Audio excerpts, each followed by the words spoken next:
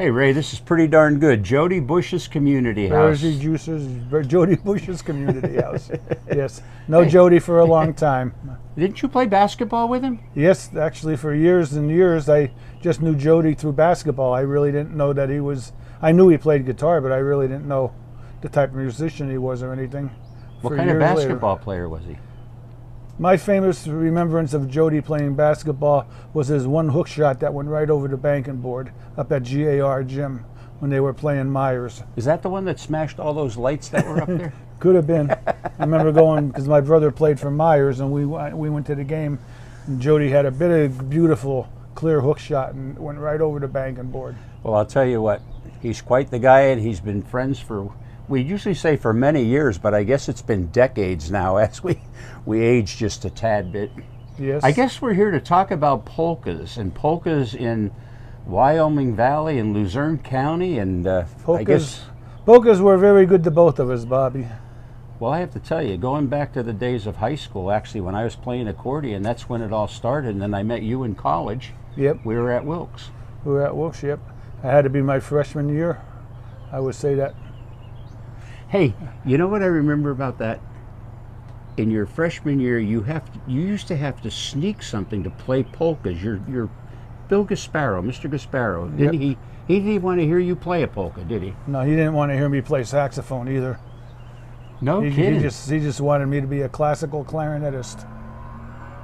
I remember you were doing something one time in the practice room down there just to bust him, because you were making it sound like you were playing the clarinet polka or whatever it was. Of course, he wasn't around, but you knew that we out in the hall would be laughing because we knew why you were doing it. Yep. Hey, but seriously, he was chairman of the music department at Wilkes College, Mr. Bill Gasparo. Great fellow and everything, but God bless him. He was I did learn a lot from him. Yep. And I have to say this, though. I'll never forget that. That's one thing. He would not let you play polkas on the clarinet. No, he didn't like that.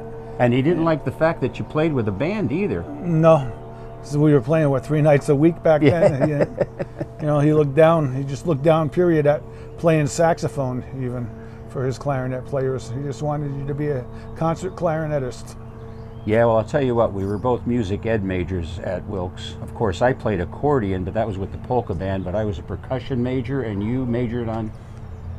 Clarinet. Clarinet, that's what I thought. I think what a lot of people don't realize, Bobby, is way back in, well, I guess when I originally put the band, the polka type band, stronger polka band back together, it was in the mid-70s or so. I don't think what a lot of people realize is that Bobby Z was the first accordion player with the Suda Orchestra.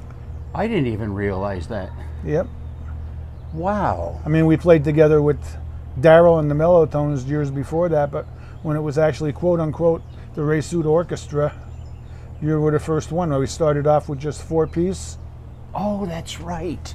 Yep. Hey, we were playing places like Isopes and Luzerne and the Mountain Inn. Mountain Inn, Sansui VFW. Hey, the Catholic War Vets. Catholic War Vets. Catholic War Vets was actually where I got my big to-go when we were playing. I guess I was a freshman in high school. You must have been, or a freshman in college. You must have been a junior. Junior. 2 years We were later. playing with the band called Darryl and the Mellotones. Oh my God. And nobody in the band sang. And I remember Darryl, the leader of the band, asking me if I would learn how to sing the Detroit polka. And because he knew my mother spoke Polish good. And I said, well, I never sang before. He said, it doesn't matter. He said, just learn the words. He said, people will love it. He said, the guy that hires the bands up the Catholic War Vets, Stanley Wright, that's his favorite song. He said he'd love to hear it. Oh, yeah. So we went up there that night, and I don't remember if you were in the band then, or was it Stan Caskey? Stan Caskey. But I remember this story. But we went to Catholic War Vets that night, and we must have played the Detroit polka 3 times, because people kept requesting it. And the next time we played there was people waiting out in the parking lot to get in. Yeah, I remember that. Well, hey, they were the days where the back page. Joe, do you remember this?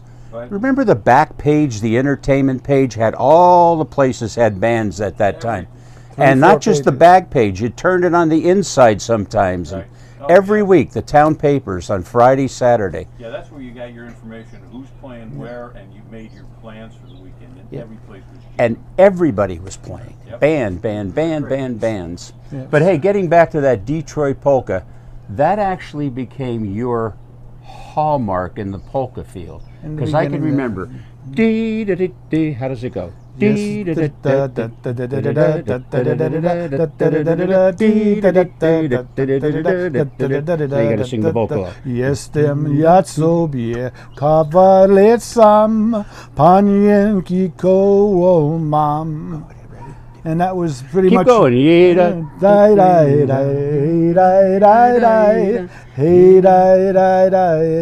you go. How about that? And that started off, like I said, next time we played there, people were waiting in the parking lot to come hear this young guy sing in Polish. So it was true. So what happened was, I used to tease everybody, every week my mom would teach me another song in Polish and I would write it down phonetically, how it sounded. Then I used to always kid the people because I'd always have all these Polish people coming up talking to me in Polish, and I didn't know how to speak Polish. I would just have to look at them and say, "Nie rozumiem po polsku." And then they would say, "Well, how you know so much?" And I would tell them, "Well, my mother You kept saying teaches me, and when I say a word wrong, she hits me with the broom." So, just say dzień dobry. hey, dzień dobry, In Polish means. have a good day. Hey, they were great songs back Yes, then. they were. Hey, I have a question though that I want to ask you too. I really think you have to tell them, because it's very emotional for you too, I know, the first album that you recorded, and your mother did so much in bringing you along in music, but also with the Polish, that you not only recorded a hit song on there, but you dedicated it to your mom. Right. First album was called Rose to Mama. And I know this is pretty difficult, but I got to tell you, it was really good, and we played it on the show. And the show I'm talking about is, of course, Polka Joy. Yeah. Everybody And knows that, I actually, hope. On the first album, it was called Rose to Mama, and there's actually a picture of me and my mom on it Oh, nice. I remember that. It That's really beautiful, is. man. from my wedding. That's beautiful. Yep. Hey, I just have another question for you. No, I didn't kill you yet, Bobby. That that album, though, got a lot of airplay. I have to say that, because it was a very beautiful song.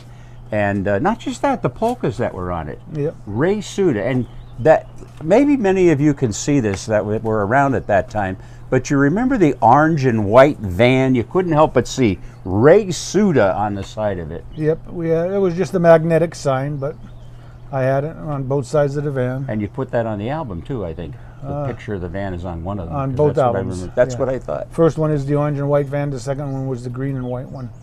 Pumpkin van and the melon van. I'll tell you, they were happy days. And the polka field, really, we had people that we could look up to at that time. Yes. We had the Krieger brothers. We had Stanky and the Coal Miners. All these polka bands that were playing. Tonee K and the Coal Diggers. Yeah. Lefty and the Polka Lefty Chaps. and the Polka Chacks, Jolly Joe. Of Jolly, course, he yeah. was like our time in that too. Yeah. But even the bands that played, the small bands that played in the nightclubs and everything, the combos, Ted Mesh and the Mellow Tones And comes the to mind. Ramones. And I'm trying to think of who was Kaj that. Reebok.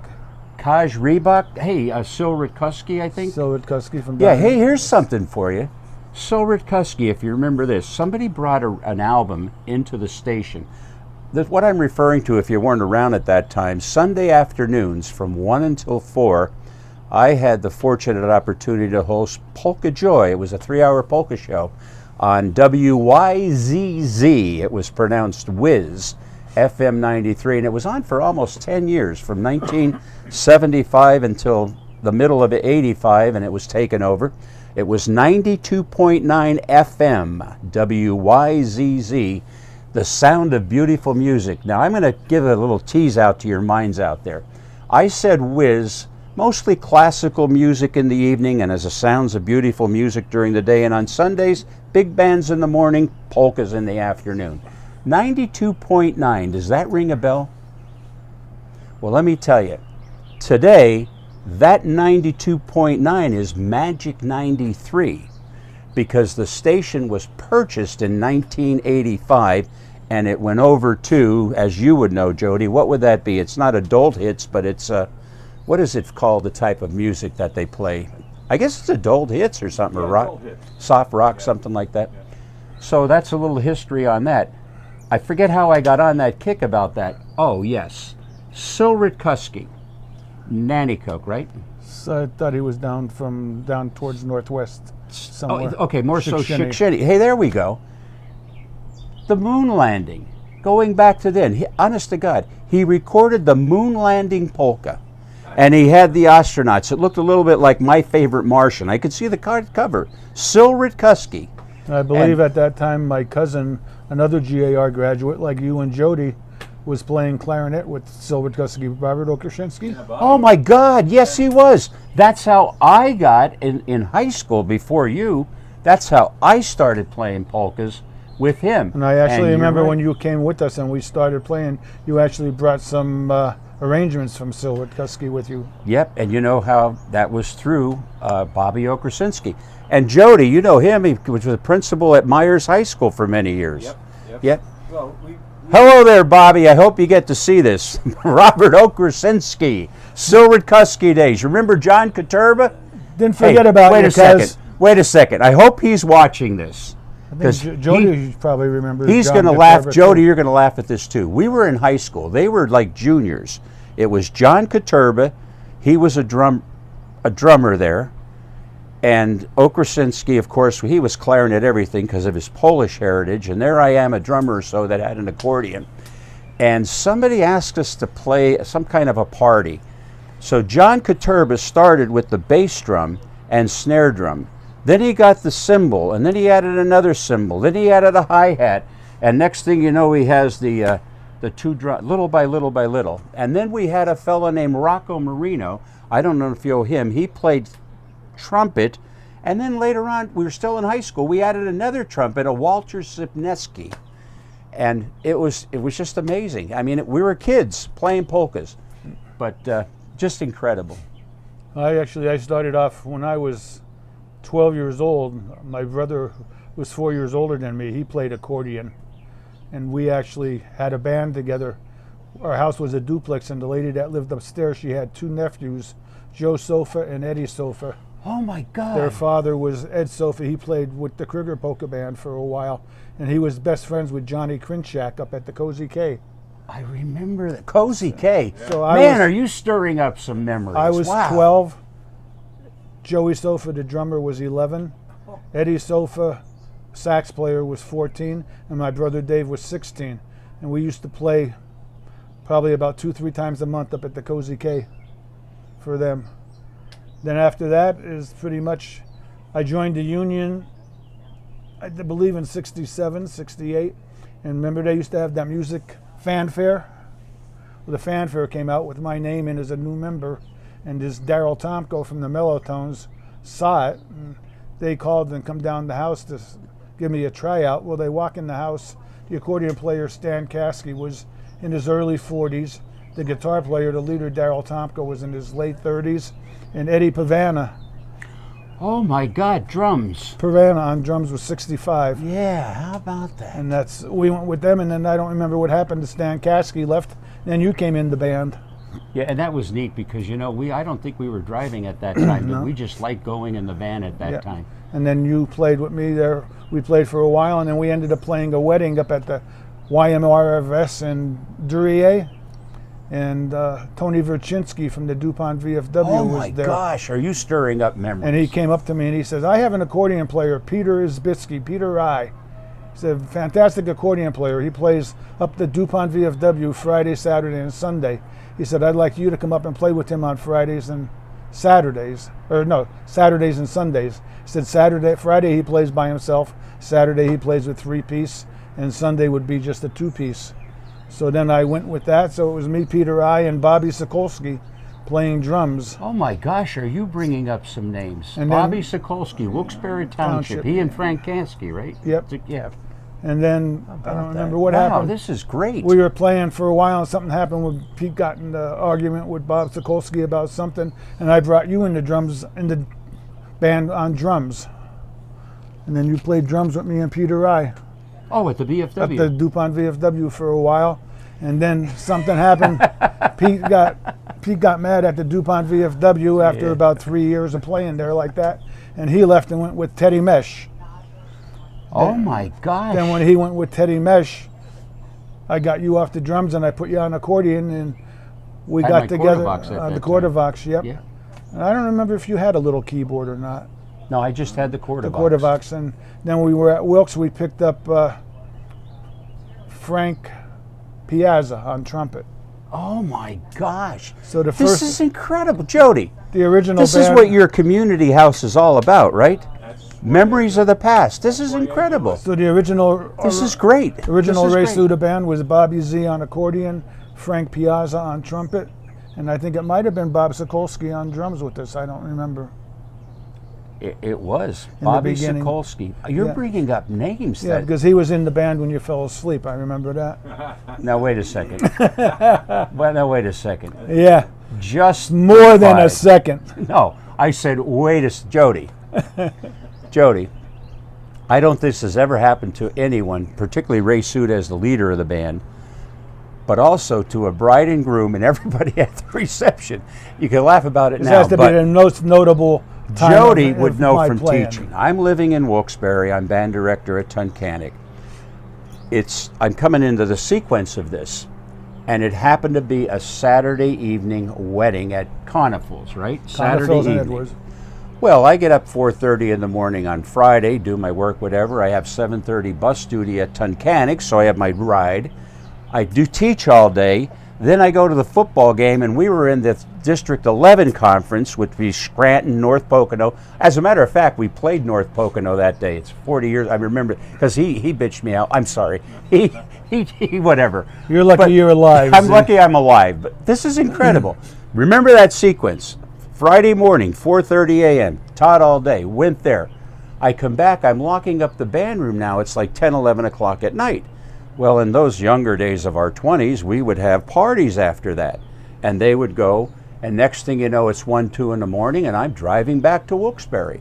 But I had to teach Saturday morning because I had, Melody Music in Nanticoke, place that was, people, this is going to bring up some memories. So I went and taught. I had to do it. I didn't go to sleep. So when I went to Conifer's to play, you were fortunate because you always went, you know this, you always loaded from the dock in the back. And I had a lot of stuff. I had the Leslie at that time. Yeah. The big brown Leslie, okay?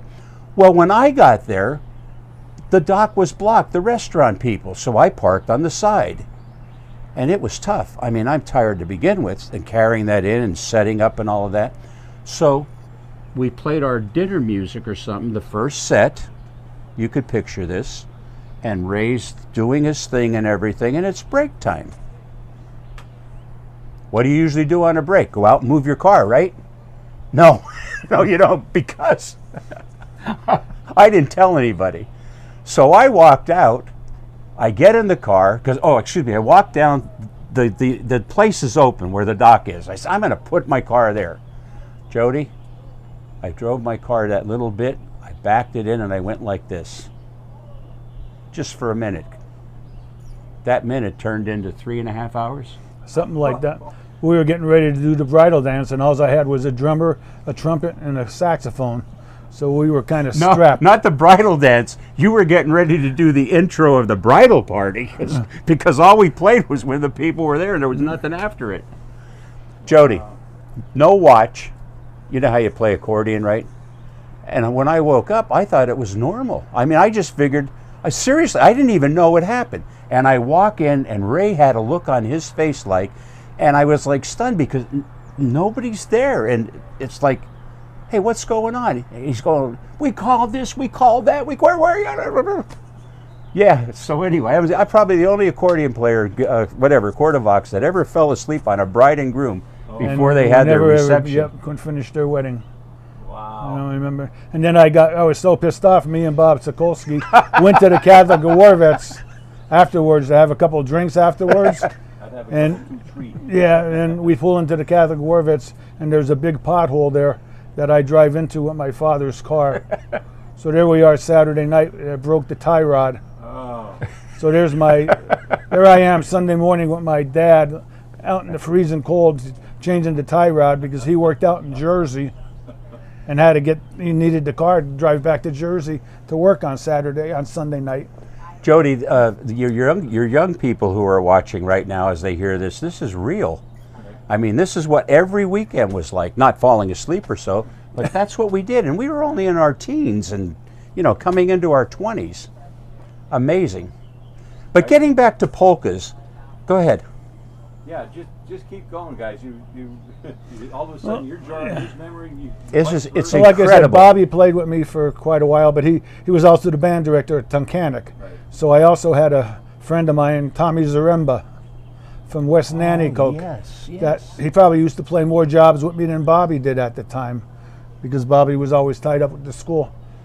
And then it just started to get a little bit more popular, and Tommy couldn't do a lot of stuff with me, and I started looking around, and that's where I got from Tonee Tunkhannock, I got Leon's number, and that's when Leon came with me in the late 70s, and we added Ron Schmoyer, Pete Franco, and Gabe Varshani was playing drums, and that's pretty much when Polka Joyland came out.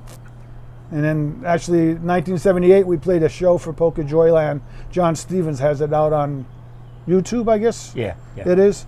So that could always be looked up. And actually on that one, Angelo Stello is playing drums with us. That's on that one of TV the show. Yeah, mention a couple of these shows that are out there, guys, if you can too, during the course of this. Oh, sure. Shoot. Yeah. So this way, anybody says, "Oh, well, let me write that down," they could just Yeah. come back. John Stevens got a lot of recording. I don't know where he got them from, but he's the one that put a lot of the stuff online. Yeah, on my aspect, I know he had called me, and I remember he was tagging them as, excuse me, Bobby Z Polka Joyland WNEP, and a whole slew of them come up. Where he got them, I give him a lot of credit. He's really young at the time, but he went out and he got everything together and he put them up on his YouTube channel. And John, if I never said it, thanks for doing that. John Norkitis. Norkitis. Stevens, of course, John Stevens. His dad was a sax player with Polka Punch years ago. Yep, when on they started YouTube. Put it in, just Google Bobby Z, Polka Joyland, WNEP. It's from 1979 to 81. Folks, you might enjoy watching You'll see it. the Ray Suda Orchestra on there. You'll see quite a few of the Kruger brothers on there. And you'll see a great introduction that was done live with Ray. I just felt so good. I was holding the microphone there and I'm looking up at him because he's about 2 feet taller than me. And I'm doing the 2 feet taller introduction. than everybody. A very beautiful waltz called I Love... Everybody loves somebody. Yeah, that's what he said. I said, no, I love everybody. Hey, Jody, I got to take you back, though. He's busting me about that wedding incident. I've got to point this out because this is a good one.